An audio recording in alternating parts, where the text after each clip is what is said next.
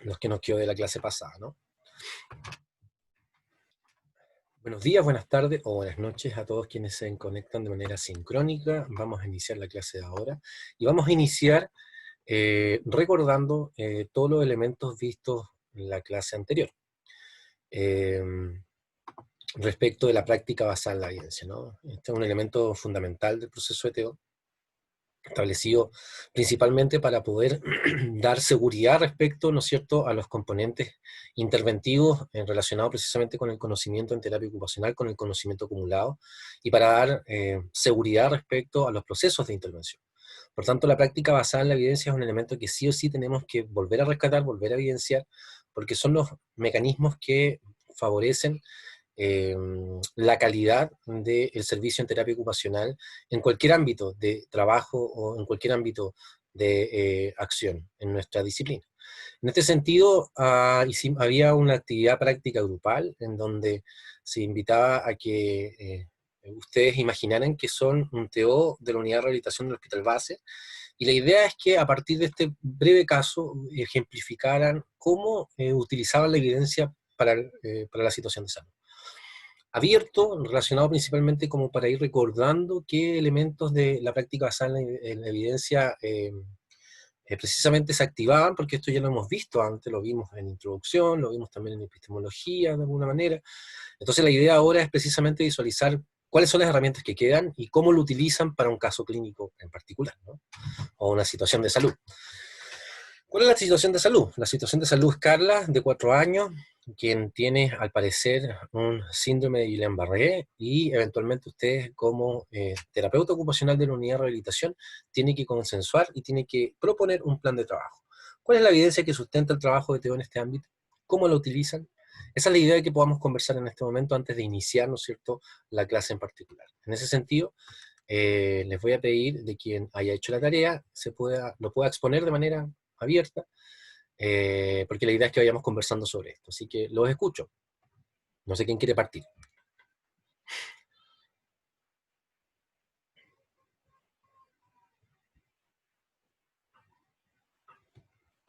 No hay ningún... Profe, Michelle, ¿cómo estás? Ahí está. yo tenía entendido que eso ya no iba. Lo del caso de Carla que había dicho. No siempre se dijo que sí iba. Lo que no iba era el trabajo del PPT que viene en la segunda parte. ¿Cómo? Sí, porque por ejemplo con mi grupo elegimos una problemática ocupacional que es de una persona que tiene artritis reumatoide, y con ¿Ya? respecto a eso vimos como todos los pasos que teníamos que seguir para en ese caso clínico, Ah, porque eso fue perfecto. lo que entendimos que teníamos que hacer. Ya. Bueno, a propósito también, ¿no es cierto?, de la dificultad que tuvimos la semana pasada, donde no hubo clases básicamente, claramente ahí quizá hubieron alteraciones en la información. Entonces, nadie en definitiva hizo esta práctica grupal, ¿no? Bueno, la idea es que este trabajo era básicamente, el fin era como visualizar cómo es que ustedes utilizan la evidencia en un caso clínico. Entonces, en ese sentido, eh, lo dejamos entonces para la segunda parte de la clase, y ahora vamos rápidamente hacia cómo se perfila una práctica basada en la evidencia. Pero antes de eso quisiera entonces recordarles, o que ustedes puedan preguntar, cómo es que se utiliza la práctica basada en la evidencia en terapia ocupacional. Eh, Michelle, si tú puedes quizás argumentar cómo lo utilizaste, ya que no lo hicimos para este proceso, quizás homologando un poco cómo lo hiciste para la problemática ocupacional, ¿cómo utilizas la práctica basada en la evidencia?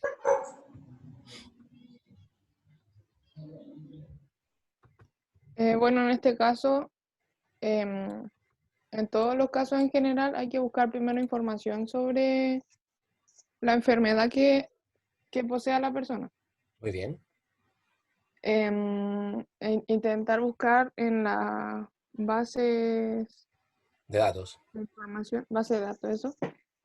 Em, Ir ocupando o utilizando palabras que vayan acorde con la persona. Por Muy bien. ejemplo, si dice algo sobre la edad, sobre la misma enfermedad, sobre terapia ocupacional también, y cómo se pueden ir viendo en este caso información o textos cualitativos y cuantitativos, Perfecto. para ver igual toda la información que se pueda recuperar con respecto al caso y que vaya como más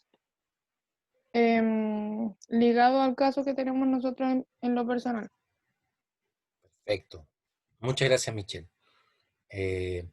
Gran parte de los procesos que nombra Michelle ahora son los que vamos a revisar, pero eventualmente tienen un orden. Con anterioridad habíamos visto precisamente la necesidad de buscar en base de datos fiables, ¿no es cierto?, investigaciones acordes, precisamente con mecanismos o métodos que sean diversos, como lo cualitativo y cuantitativo en este caso. Pero les pregunto, ¿existirá algún tipo de jerarquía respecto de esto? ¿Hay algo que importe más que otro? ¿Qué piensa Romina respecto de esto? ¿Hay alguna evidencia que sea más atingente a algún otro elemento? ¿Se diferenciarán respecto de los procesos interventivos? Yo creo que sí, porque primero deberíamos como ver, empezar a buscar el síndrome en la parte infantil para no indagar, por ejemplo, en lo adulto, que en este caso específicamente no nos sirve mucho.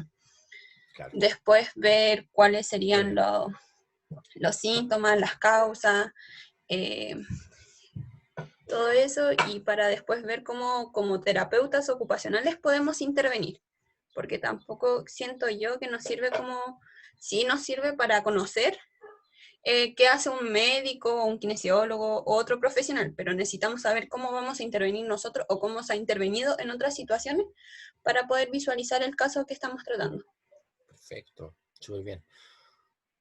Aclarar qué es lo que queremos buscar para enfocar la búsqueda, comenta Paula. ¿Cómo aclaramos eso, Bárbara?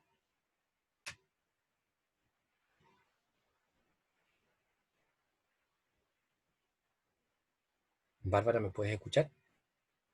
¿Cómo dijo, profe? Paula comenta aclarar qué es lo que queremos buscar para enfocar la búsqueda.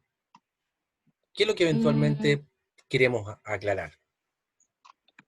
bueno, yo particularmente estuve revisando un capítulo del Villare Spackman que hablaba sobre que para la práctica basada en la evidencia, como que tiene que considerar el contexto Muy bien. terapéutico, los valores y las circunstancias del usuario y la mejor evidencia actual, po.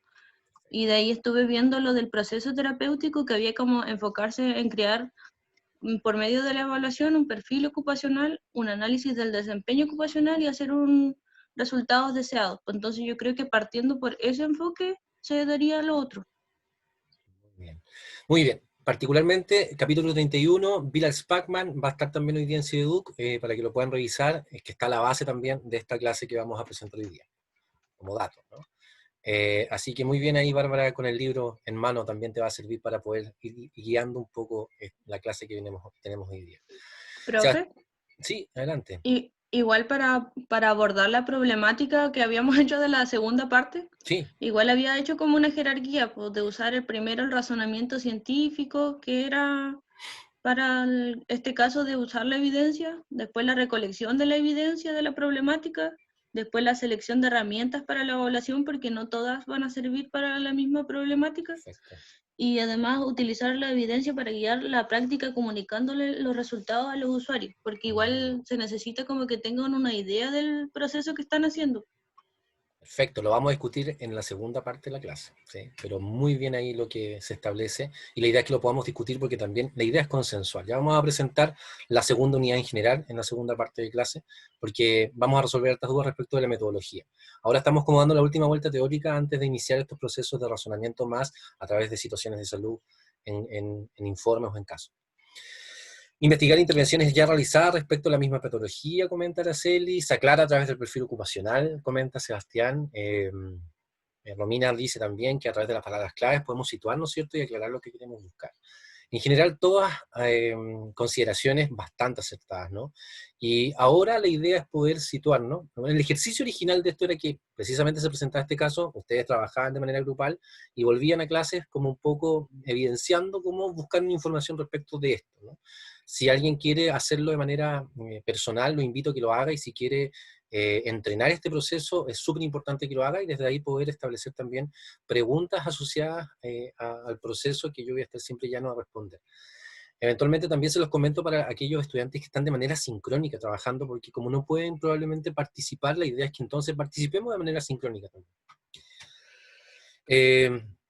Entonces creo que desde este punto de vista el diagnóstico es claro. Hay una clara definición y hay una clara orientación respecto a lo que es la práctica basada en la evidencia, y más o menos se entiende muy bien qué es lo que debo hacer y cómo lo debo hacer. Lo que vamos a hacer ahora es organizarlo en función de ciertos elementos y consideraciones y clasificaciones que nos van a ayudar a estratificar, a afinar, ¿no es cierto?, el ojo interventivo o el razonamiento respecto de distintos elementos en un proceso de acción en terapia ocupacional. Bueno, los 3 desafíos de la práctica basada en la evidencia, ¿no? ¿Cómo acceder, evaluar e interpretar las investigaciones relevantes? ¿Qué significa investigación relevante partiendo desde esa base, ¿no? La capacidad para la recolección de datos relevantes que apoyen sus recomendaciones para la acción en terapia ocupacional. Y comunicar los resultados probables a los clientes o a las personas encargadas de nuestros usuarios. Antes de iniciar con la evidencia, es importante también situar de que la evidencia, ¿no es cierto?, como tal, desde una perspectiva estadística, inferencial, o una perspectiva de conocimiento acumulado en nuestra disciplina, corresponde básicamente a estudios cuantitativos, ¿no?, a estudios de comparación, estudios transversales, que van a apoyar ciertas prácticas que se dan en el abordaje clínico. No así en el abordaje psicosocial, por ejemplo, ¿no?, donde prevalecen eventualmente elementos e investigaciones que están más asociados a estudios cualitativos, estudios de caso, en donde desde ese punto de vista, ¿no es cierto?, los resultados y las interpretaciones relacionadas con la evidencia van a estar situadas desde una perspectiva mucho más territorial, más exclusiva, no necesariamente homologable, pero que sí nos van a dar cierta orientación. Sin embargo, para el ámbito clínico, para el ámbito interventivo relacionado con hospitales, centros de rehabilitación, colegios inclusive, la evidencia resulta un factor fundamental para guiar nuestra práctica, porque nos apoyamos en elementos que constituyen ciertas verdades y que en la medida que organizamos bien esa información van a tener bastante inteligencia y pueden favorecer una práctica que va a mejorar la calidad de vida de las personas con quienes trabajamos en ese espacio. Y también nos van a orientar. O sea, imagínense, ustedes están en 5º año, salen de su profesión, se titulan, por supuesto, con honores, pero ustedes van a tener limitantes respecto, por supuesto, de entender todo el abordaje de terapia ocupacional, porque como en medicina, nosotros vemos la salud humana en general, en todas las áreas, desde todos los aspectos y desde múltiples lugares.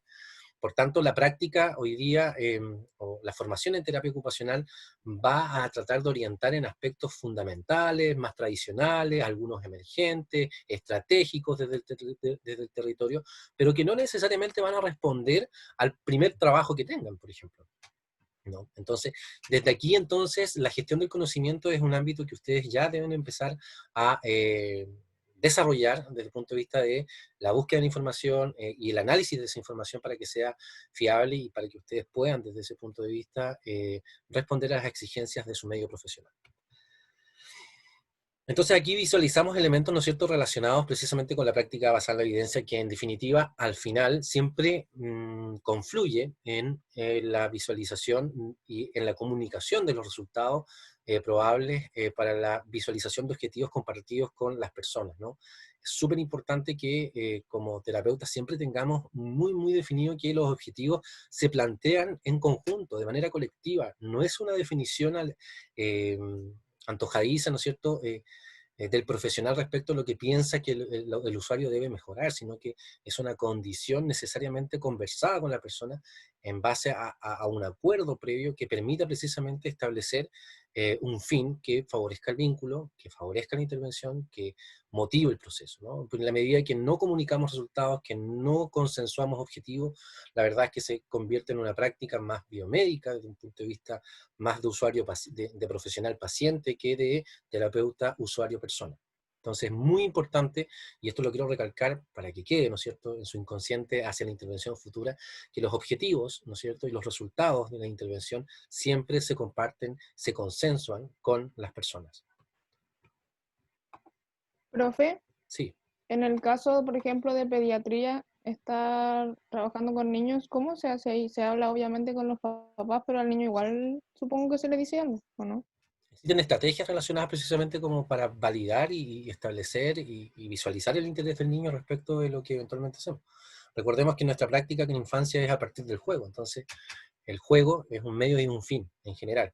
Entonces ahí también uno visualiza elementos y se permea desde el interés del niño en relación a lo que quiere, ¿no? Lógicamente, ir más allá desde el punto de vista de proyección va a depender de la edad del niño y también de la maduración cognitiva que tenga, pero en general siempre se va a buscar poder visualizar acuerdos conjuntos, ¿no?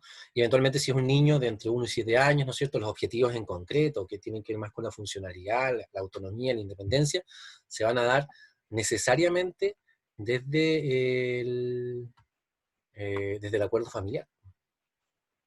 Tenemos un ratito. Ya. Paula, te voy a hacer coanfitriona para que me puedas ayudar, porfa, con los estudiantes que vayan ingresando. Muchas gracias. Ya. A ver, ya aquí tengo el chat. El trabajo con la familia, ¿no es cierto?, con niños, con personas con discapacidad intelectual, que eventualmente no podamos transmitir palabras muy complejas, se tiene que tomar en el contexto, ¿no? En el contexto, en el ambiente donde la persona se desenvuelve. Por supuesto, la opinión de la persona hay que buscar estrategias también para poder validarla y poder establecerla, pero cuando la condición cognitiva no nos permite poder ingresar o elaborar cuestiones más complejas, entramos también necesariamente con los tutores, la familia, los contextos con quienes la persona está. Abran su micrófono nomás para poder conversar. Creo que es importante interrumpir porque hay cuestiones que aquí son súper concretas y que es bueno poder como verlas en el momento, ¿no? No después. Bueno, las evidencias, ¿no?, en torno a las tareas clínicas centrales. ¿Cuáles son las tareas clínicas? Las tareas clínicas dentro del proceso de terapia ocupacional tienen que ver con conocer al cliente. Está la construcción del vínculo, ¿no es cierto? Visualizar los procesos de entrevista, recolección de información, de análisis del proceso, del diagnóstico que se hace, para luego, ¿no es cierto?, establecer el diagnóstico, que tiene que ver con la conformación, con la elaboración de una problemática ocupacional. Luego de esto, ¿no es cierto?, se establece un tratamiento eficaz que tiene que ver con la intervención propiamente tal. ¿Qué es lo que vamos a hacer en base a este diagnóstico ocupacional, a esta problemática que afecta la vida y la participación de la persona en sus diversos ámbitos? Y luego vamos a estimar los resultados probables, es decir, los pronósticos relacionados con mi trabajo en terapia ocupacional. ¿Cuánto tiempo va a determinar? ¿Cómo lo voy a hacer? ¿No? Y en base a todo esto, a todas estas tareas clínicas, eventualmente nosotros tenemos algo que decir desde la evidencia. Podemos obviar, ¿no?, desde el punto de vista el conocer al cliente desde el punto de vista de la evidencia resulta algo más descriptivo y eventualmente también es más tácito desde el territorio, la cultura y la forma, ¿no? Y eventualmente desde la evidencia vamos a encontrar poca información que nos dé lineamiento respecto de cómo puedo yo conocer a un cliente o fomentar un vínculo terapéutico desde la sesión número 1. Probablemente si las hay, eventualmente no van a ser generalizables al lugar donde nos encontramos. Por tanto, el desarrollo precisamente de cuestiones atingentes a lo cultural, de habilidades blandas relacionadas precisamente con el conocer a las personas dentro de un contexto terapéutico es algo que ustedes van a empezar a entrenar desde ahora, ¿no? Y por tanto es algo que eventualmente se desarrolla dentro del currículum en una formación en terapia ocupacional. Pero lo relacionado con el diagnóstico, con la intervención y con el pronóstico, eventualmente son elementos que podemos situar desde una revisión, ¿no es cierto?, y una práctica basada en evidencia.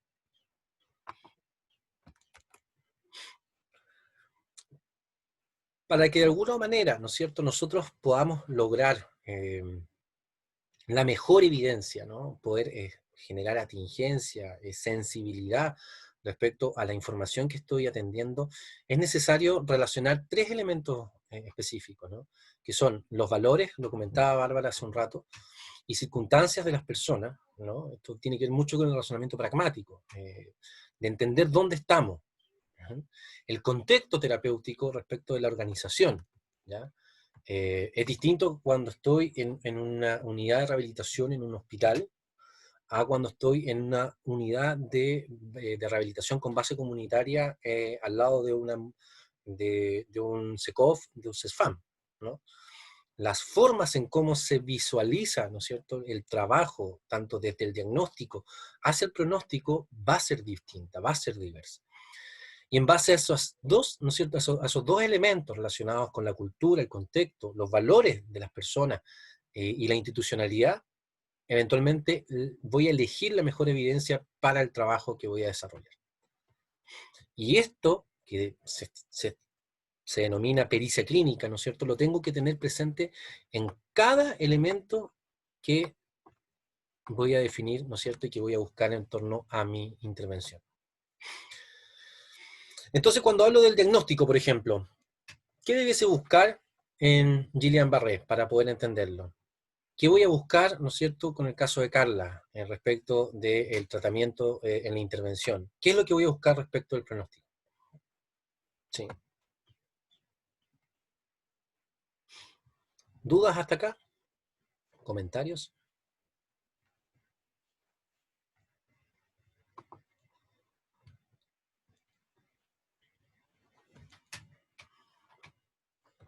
Bueno, los pasos para poder desarrollar una práctica basada en la evidencia tiene que ver con formular la pregunta clínica que puede ser respondida, recolectar la evidencia publicada actual que podría responder la pregunta, evaluar la mejor evidencia y utilizar la evidencia para guiar la práctica en clientes específicos al comunicarles los resultados. Un poco el proceso que les comentaba. Formular la pregunta clínica que pueda ser respondida tiene que ver con respecto a qué voy a hacer respecto a la condición, ¿no? Recolectar la evidencia publicada actual que podría responder la pregunta tiene que ver a visualizarnos en un espacio de tiempo que nos permita poder entregar una evidencia actualizada, ¿no es cierto?, relacionada precisamente con procesos interventivos. Se establece que eventualmente una investigación no debiese ser o no debiese estar más allá de 5 a 10 años publicada.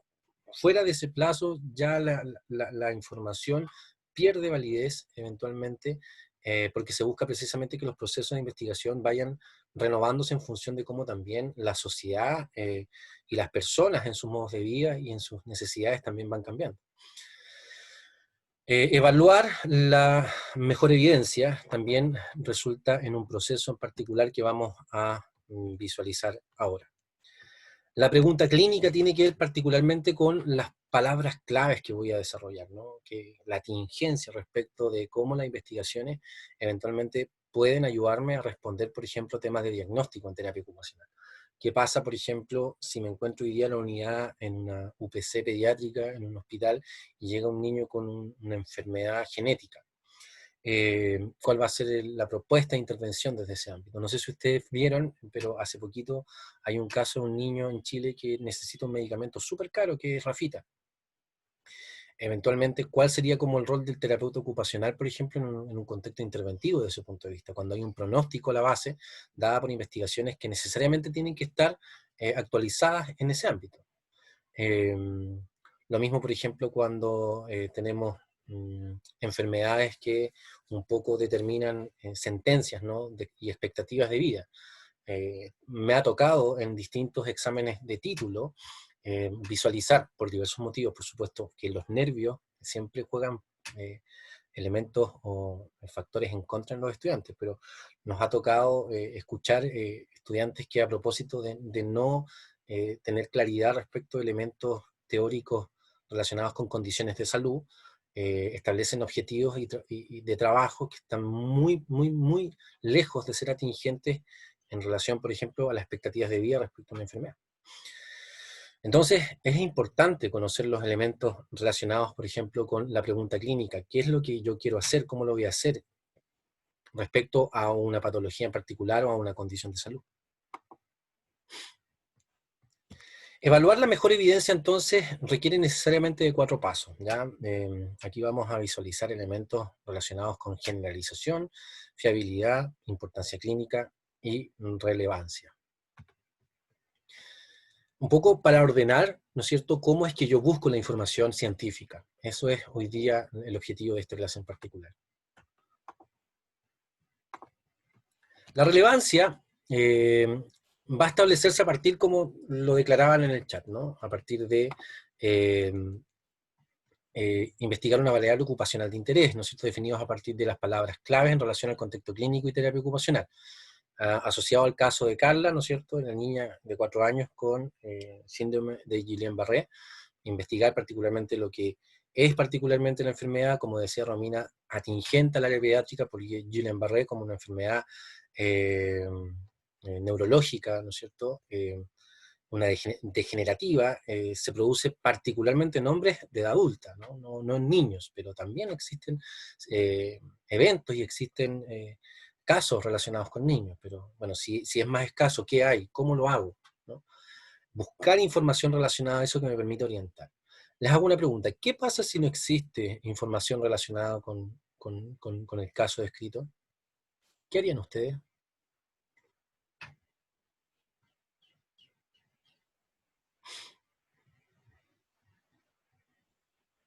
Ahí tendría que hacerse como un trabajo multidisciplinario, trabajar con otras personas de otras profesiones o no, con el Correcto, caso en específico. correcto, es una posibilidad. Y desde el punto de vista de la evidencia, Yo creo que ahí habría que acudir como a otras disciplinas, otros conocimientos de conocimientos disciplinas relacionados. afines. Exacto. Acordémonos sobre la conformación del conocimiento en terapia ocupacional que vimos en unidad 1. Muy bien. Similitudes con otras patologías también puede servir, ¿no? En relación particularmente, si no existe información, por ejemplo, y tenemos una enfermedad neurodegenerativa de la cual no hay mucha información, pero sí entendemos que la clínica es similar, por ejemplo, a otra enfermedad neurodegenerativa, eventualmente nos pueden servir como para poder dar orientación. Lo importante de encontrar o tener la oportunidad de trabajar con un caso que tiene poca evidencia es precisamente quizás organizar el trabajo para poder evidenciar un estudio de caso que permita orientar, ¿no es cierto?, la labor y la praxis en otro lugar cuando suceda. ¿Sí? A propósito de hoy día con el COVID, por ejemplo. ¿Qué cosas teníamos nosotros relacionados con enfermedades severas o agudas de índole respiratorio? Ninguna casi, ¿no? Pero hoy día, a propósito del COVID, existe una gran intención, y ya yo sé que existen personas trabajando en todos los dispositivos de salud existentes, que están un poco estableciendo estudios de caso precisamente como para estandarizar y generar protocolos de acción respecto del trabajo relacionado con esto, ¿no? Cuando se establece la clínica, el periodo de recuperación, entendemos que el proceso de rehabilitación, cuando se hace la clínica grave de la enfermedad, del virus, invita a hacer un proceso de rehabilitación de mediano a largo plazo. Entonces, ¿qué se está haciendo ahí? Probablemente en un año más vamos a tener mucha información relacionada a esto. Entonces, claro, modelos relacionados, disciplinas afines en terapia ocupacional para poder establecer una praxis de acción. Los fundamentos epistemológicos respecto a la disciplina ustedes los tienen. La aplicación de estos fundamentos desde perspectivas ocupacionales, desde la elaboración precisamente de la dimensión de la ocupación en función del diagnóstico en concreto, van a servir para poder como armar algo relacionado precisamente con nuestra praxis.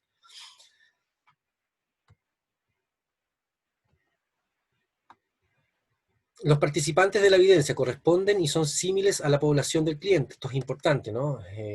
Relacionado con la pericia clínica también. Es importante tener en cuenta de que no va a ser lo mismo probablemente trabajar en contextos culturales disímiles, ¿no? Por tanto, lo ideal es que sea atingente desde lo cultural, lo etario y desde lo territorial. Como decía Romina, qué distinto va a ser el trabajo y el abordaje, tanto desde la evidencia respecto de un trabajo y un abordaje de Guillain-Barré con adultos a con niños, ¿no? Entonces, si nos basamos en papers que hablan del adulto, eventualmente nuestra intervención pudiese tener ciertos sesgos y pudiese no desarrollar su potencial terapéutico como eventualmente lo haría si es que nos basamos respecto al grupo etario, al territorio y a la localidad. Y los métodos clínicos, ¿no? Deben ser apropiados al ámbito de la práctica. Es lo que les comentaba recién, ¿no? Contexto cultural, la pericia clínica. La pericia clínica va implícita en todo el proceso de razonamiento respecto de la evidencia.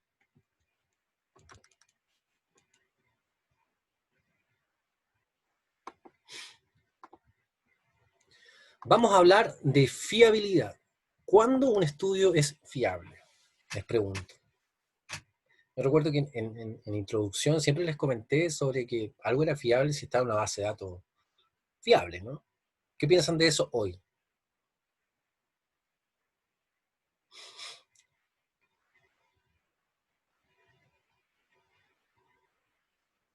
Los escucho.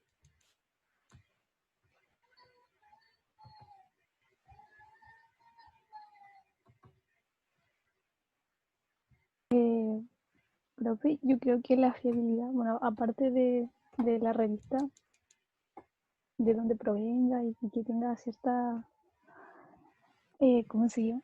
Cierto índice. También creo que va a depender del tipo de estudio. Por ejemplo, si es cuantitativo, a mayor número de representabilidad o la muestra sea mayor, siento que va a tener mayor fiabilidad el conocimiento que de ahí salga. Pensaba en eso. Súper bien, Paula. Y igual es importante como que esté un poco situado el contexto, porque a veces como que la problemática puede ser diferente en otra parte del mundo. Quizás no va a ser muy atingente a lo que ocurre en el lugar donde estemos trabajando, por ejemplo. Claro, eso también da... Aquí nos situamos y Viral Spackman se sitúa también a partir de la acumulación del conocimiento relacionado a medicina. Recordemos que Viral Spackman es un libro relacionado con terapia ocupacional anglosajona. Estados Unidos estandariza todo lo que puede en la medida que puede. Y claramente esa fiabilidad, ¿no es cierto?, está también relacionada precisamente con mecanismos más estandarizados, ¿no es cierto?, con procedimientos biomédicos, no con procedimientos de la salud desde la perspectiva que lo entendemos nosotros. Por tanto, también hay un desafío desde la evidencia respecto a eso. Pero como profesionales estamos subsumidos respecto, ¿no es cierto?, del método científico y respecto también de comprobar nuestras hipótesis. Y como dice Paula, ¿no es cierto?, cuando un estudio se ha sometido a una prueba y se ha replicado con similares resultados, que eso es otro punto también relacionado con la relevancia, vamos a tener un estudio fiable de todo punto de vista. Sin embargo, es importante también definir desde el punto de vista crítico que el conocimiento hoy día se gesta a partir de la estructuración, ¿no es cierto?, y de la conformación de bases de datos internacionales, que son 4 o 5 a nivel mundial, las cuales todos tienen fines de lucro, que no necesariamente siempre van a responder a elementos, ¿no es cierto?, que sean atingentes a nuestra práctica cotidiana, como profesionales de la salud, entendiendo esta multiplicidad de factores. Pero sí nos van a servir, ¿no? Les quería dejar un dato respecto de una investigación que hace poco salió y que la firmó un perro, y que aseguraba que el monopatín causaba COVID o había una relación relacionada con eso. Un estudio indexado de una revista seria de Asia, de China, y que lo hicieron científicos británicos porque hipotetizaban de que, bueno, hoy día en el mundo de la investigación hay portales y hay bases de datos que cobran a los profesionales para que se les publiquen sus investigaciones. Y son supuestamente con comité editorial, revisión de pares, etc. Entonces, precisamente en una de estas revistas en donde se cobra, investigadores británicos hicieron un paper con forma, pero pusieron puras cabezas de pescado, entre comillas, y al final firmaba el perro de uno de los investigadores. Y como pagaron, de un día para otro, su paper salió a la luz pública. Y fue sensible porque hubo un montón de medios de comunicación que solamente sacaban enunciados de ese paper, que tenía un respaldo científico. Entonces estamos también presenciando un poco respecto de cómo también los aspectos económicos manipulan la verdad, ¿no? Y eso desde el punto de vista crítico es súper importante. Yo eso iba a mencionar, profe, que a veces los papers que están anexados a revistas científicas o cosas así no son los 100% coherentes respecto a ciertas enfermedades o patologías. O al menos eso lo hablábamos en la clase del semestre pasado con el profe Rodrigo, donde a veces hay muchos papers que son lo bastante buenos, pero no tienen los medios económicos para poder indexarse o llegar a una revista. Claro, porque también existen estándares, es una liga, ¿no? Es una liga. Yo, por ejemplo, si quisiera publicar algo y me sumo al método más fiable posible, está bien difícil que pueda quizás llegar a una plataforma de publicación masiva y de alta calidad, porque son estándares. Y es como el monopolio del conocimiento, porque igual a los que manejan eso son grandes personas, necesitan Corporaciones. tener como un manejo en la población de qué van a saber y qué no. Exacto. Entonces, desde ese punto de vista, siempre, bueno, ¿no es cierto?, revisar precisamente como los elementos, de dónde viene la información. Por supuesto, que hay, recordemos que el Lancet publicó, esto lo vimos también en introducción, un paper que hablaba sobre la relación entre la vacuna, ¿no es cierto?, y el timerosal y el autismo. Y eso causó un movimiento mundial respecto a un posicionamiento antivacuna. Por supuesto, después el paper se retractó, ¿no es cierto?, se anuló, hubo un montón de cuestiones relacionadas, pero el daño ya estaba hecho. Entonces, para uno o para otro lado, eventualmente los conocimientos desde esta fase de datos van a performar nuestras realidades y van a determinar nuestros cursos de acción y hasta nuestras decisiones. Por eso es importante siempre visualizar el punto de vista crítico. Ojo, no estoy diciendo que no les creamos, yo creo que es importante siempre tener el ojo crítico respecto a lo que estoy viendo, y un elemento primordial que nos entrega particularmente la teoría, ¿no es cierto?, en este ámbito, es que la pericia clínica yo creo que es el elemento que un poco filtra, ¿no? Que son los valores, las circunstancias culturales de los clientes, el contexto institucional, ¿no es cierto?, y la mejor evidencia. Entonces, la relación de esos tres elementos siempre nos va a entregar una afinidad, una sensibilidad respecto a nuestras elecciones. Y ahí nos tenemos que quedar. Entonces, fiabilidad. ¿Cuál es la confianza que yo tengo respecto de ciertos elementos, ¿no? Primero es importante definir que, bueno, la fiabilidad va a depender siempre de los tipos de estudio. ¿Y qué tipos de estudio existen? ¿Ustedes tienen ahora investigación cualitativa, o me equivoco? Está con la profe Jaide viendo este tema, ¿no? Ya. Muy bien, esto lo pueden después reforzar en ese ámbito, ¿no? Lo experimental, ¿no es cierto?, relacionado principalmente con comprobación de hipótesis. Estudia causa-efecto. Son los estudios controlados aleatorizados, que son básicamente una población, una cantidad de personas en una población determinada con ciertas características específicas, ¿no es cierto? Y estas características específicas se establecen en un grupo de control y en un grupo no controlado de forma aleatorizada, ¿no? Es decir, sin controlar quién va a dónde. Y se establecen elementos que van a comprobar causa y efecto respecto a un fenómeno. Cuasi experimental, ¿no es cierto?, que se establece principalmente desde ciertos elementos de una población y estudios de caso, que en definitiva, si es que no existe una población grande de personas, eventualmente lo podemos hacer con una persona, que tiene que ver siempre con la necesidad de comprobación de hipótesis. Asociativo, que tiene que ver con definición de hipótesis. Este es un poco el paso previo, respecto precisamente de poder visualizar elementos, ¿no es cierto?, factores, datos que nos puedan dar luces de ciertos fenómenos que eventualmente vamos a comprobar con nuestro estudio. Para eso están los cohortes, que son características propias de una población en particular, ¿no es cierto?, y que se van a determinar con ciertas características. Estudios de casos y controles, que es un poco similar al estudio de casos que está más arriba, pero que se asocia, ¿no es cierto?, en función de distintos grupos de población. Y transversal, ¿no es cierto?, que tiene que ver con una población en general, una muestra en general respecto a un fenómeno que quiero evaluar, o que quiero definir. Y los descriptivos relacionados con los cualitativos, ¿no? Y los cualitativos buscan principalmente la descripción de un problema para poder entender elementos relacionados desde el sentido, significado, desde los aspectos implícitos relacionados con las experiencias.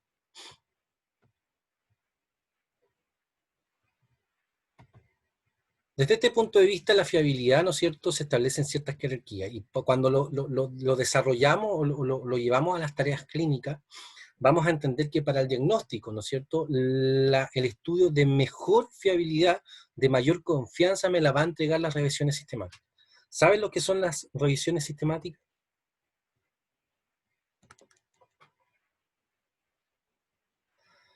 Las revisiones sistemáticas son básicamente acumulación de toda la información y todos los estudios relacionados con ciertas características en términos clínicos, por ejemplo, de una enfermedad y una acción en terapia ocupacional. Es decir, por ejemplo, voy a hacer, al caso, una revisión sistemática sobre abordaje en pediatría para síndrome de Guillain-Barré en terapia ocupacional. Entonces voy a acumular toda la información, ¿no es cierto?, que existe y que no existe en el mundo del conocimiento, en las bases de datos indexadas, y voy desde ahí a razonar y a visualizar cuáles son las estrategias que eventualmente coinciden. y hacer un análisis objetivo precisamente de todos los elementos que ahí confluyen.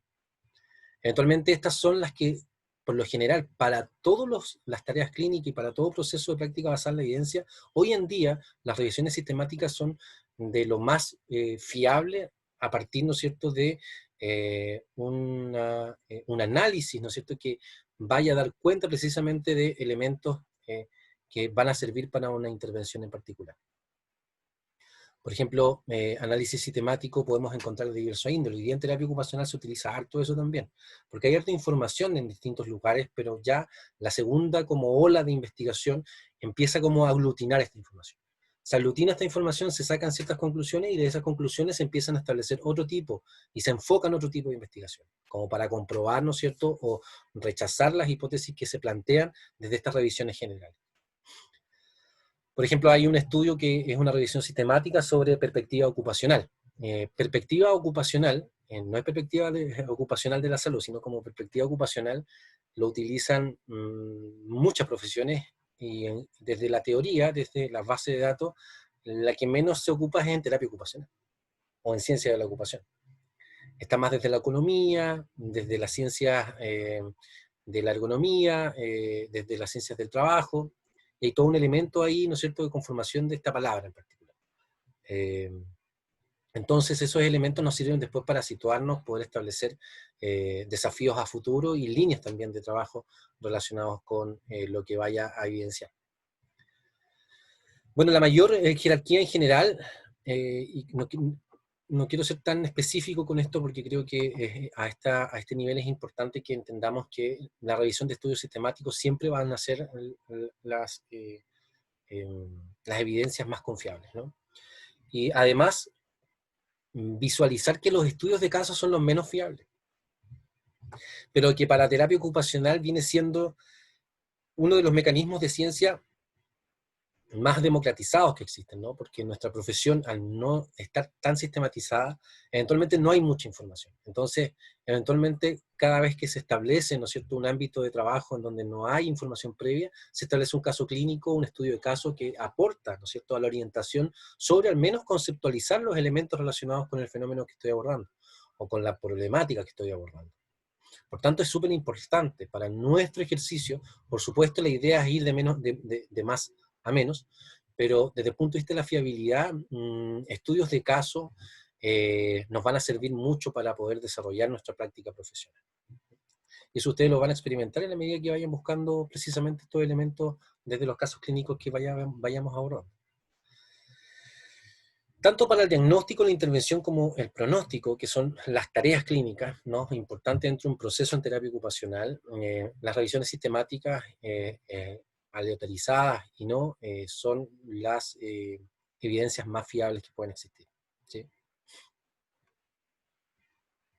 Esto lo dejamos hasta acá nomás. Sí.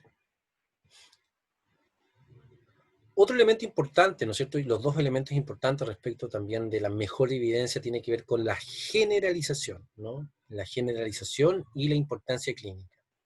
La generalización tiene que ver un poco con estadística inferencial, que es un proceso un poco más complejo desde el punto de vista de la salud pública, la bioestadística. Porque en definitiva lo que establece es que hay ciertos rangos de porcentaje según ciertos estudios que nos van a dar fiabilidad en torno a si, por ejemplo, un estudio relacionado con la artritis de mano en Estados Unidos puede ser generalizable para todo, por ejemplo, para todas las personas que tienen esa condición de salud.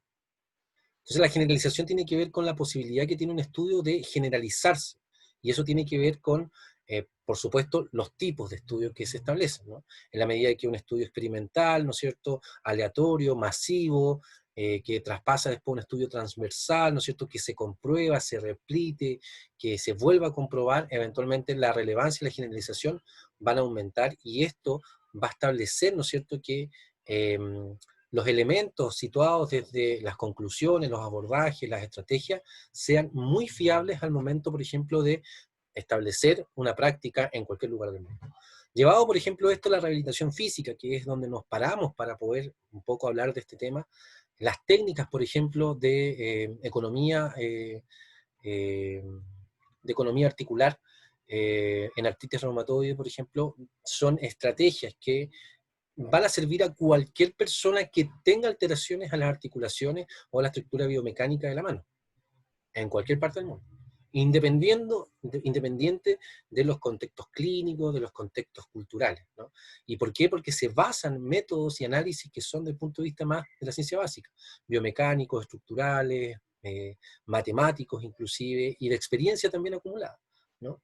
Entonces, estas técnicas de economía articular eventualmente van a ser generalizables para todo el espectro de personas con quienes trabajamos, y nosotros al momento de trabajar en una unidad de rehabilitación y llega una persona con artritis reumatoide, con artrosis, eventualmente podemos ocupar esas técnicas con cierta confianza de que van a resultar, ¿no? Y ahí está la importancia también de siempre consultar, y si bien somos críticos de los elementos biomédicos en términos de nuestro abordaje en salud, nunca olvidar que también es parte importante de nuestra formación profesional. No nos podemos quedar solamente en la crítica, tenemos que también entender los elementos de la ciencia base, de la medicina, porque son también constitutivos de nuestra profesión. Y por ahí cito a Carmen Gloria de las Heras, profesional del modelo de ocupación humana reconocida en Chile, que habla que terapia ocupacional es una de las carreras más difíciles para estudiar, y precisamente es por esto, ¿no? Porque hay una multiplicidad de factores que tenemos que integrar que no la hacen fácil, en ningún sentido. Magnitud del efecto, la importancia clínica, ¿no es cierto? El pronóstico y los resultados en relación precisamente a lo que se establece o se evidencia o se busca dentro de un proceso de investigación. Que cuando quiero visualizar la eficacia y la eficiencia de un tratamiento, ¿no es cierto?, de un protocolo de intervención, se establecen elementos que son previos, durante y después, midiendo esos datos, eventualmente voy a visualizar si es que el protocolo, la técnica que estoy evaluando, que estoy proponiendo, ¿no es cierto?, para análisis en ciencia, tiene una magnitud deseada o no. Y eso también va a establecer una fiabilidad, ¿no es cierto?, una importancia en términos clínicos para su replicación o no. Por ejemplo, en algún momento trabajamos en un protocolo de actividades de la vida diaria para personas con deterioro cognitivo leve. El deterioro cognitivo en los adultos mayores tiene rangos de acción, ¿no?, que van desde leve a severo, ¿no? Los leves son los más difíciles de detectar porque un poco se mezclan con las personalidades de las personas, ¿no?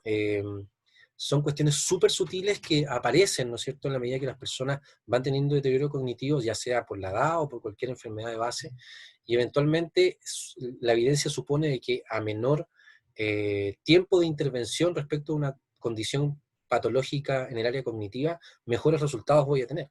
Entonces es súper importante una intervención temprana cuando se declara un diagnóstico relacionado con deterioro cognitivo leve. No hay pocas pautas que tengan sensibilidad, ¿no? Y aquí lo podemos ver en la generalización y la importancia clínica respecto de visualizar y determinar que existe ese deterioro. Hay una que se llama el MEFO, ¿no? Y a partir de esta pauta nosotros propusimos un protocolo de actividades de la vida básica instrumentales con el fin precisamente de entrenar elementos y potenciar la mantención de habilidades con el fin, ¿no es cierto?, de que la persona o detenga su deterioro o vuelva, ¿no es cierto?, a una condición cognitiva normal. Esto, por supuesto, orientado a adultos mayores en residencia. La importancia clínica de esta investigación, ¿no es cierto?, se pudiese dar precisamente en, ya, posiciono este protocolo de ABD instrumentales durante un año con distintas personas. Hago un grupo de control, un grupo ciego, y voy evaluando resultados precisamente con esta pauta que evalúa el deterioro cognitivo. Si en un principio tengo 100 personas que tenían deterioro cognitivo leve, que se introdujeron al protocolo, ¿no es cierto?, o a las sesiones de trabajo de terapia ocupacional con este enfoque, y al finalizar la sesión se vuelve a hacer esta misma evaluación, este mismo perfil, y sale que en definitiva la persona ya no tiene deterioro cognitivo leve, significa que la magnitud del efecto en base a mi hipótesis fue positiva. Y eso es un estudio que yo puedo publicar. ¿Se entiende?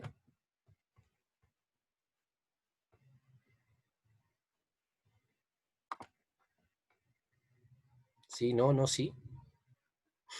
Sí, profe, sí se entiende, o sea, por mi parte, ya. Ya, cualquier duda, recuerden, comenten, pregunten, interrumpan.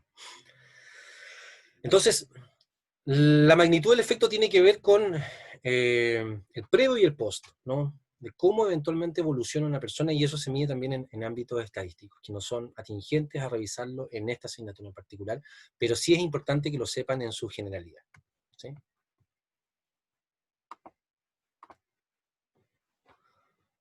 Muy bien, y con esto estamos. Bueno, esa es la bibliografía, ¿no es cierto?, relacionada con precisamente la práctica basada en la evidencia. La idea es que la puedan ver, que la puedan leer, y cualquier duda también voy a estar dispuesto a través de los canales de correo electrónico para poder responder sus dudas. Así que, particularmente, para lo que es esta clase, chiquillos, hemos terminado. Nos vemos en 1 hora más, reloj, para terminar, ¿no es cierto?, con el proceso de hoy. Así que tienen tiempo para descansar, tomarse un cafecito, dar una vuelta por ahí y volver aireados a la clase que viene. Nos vemos un ratito más, que estén bien. Es la última edición. Yo lo voy a subir esto, Jason, por si acaso. Va a estar en Cibeduc en un ratito. Así que ahí lo vas a tener también para que lo puedas leer. Nos vemos.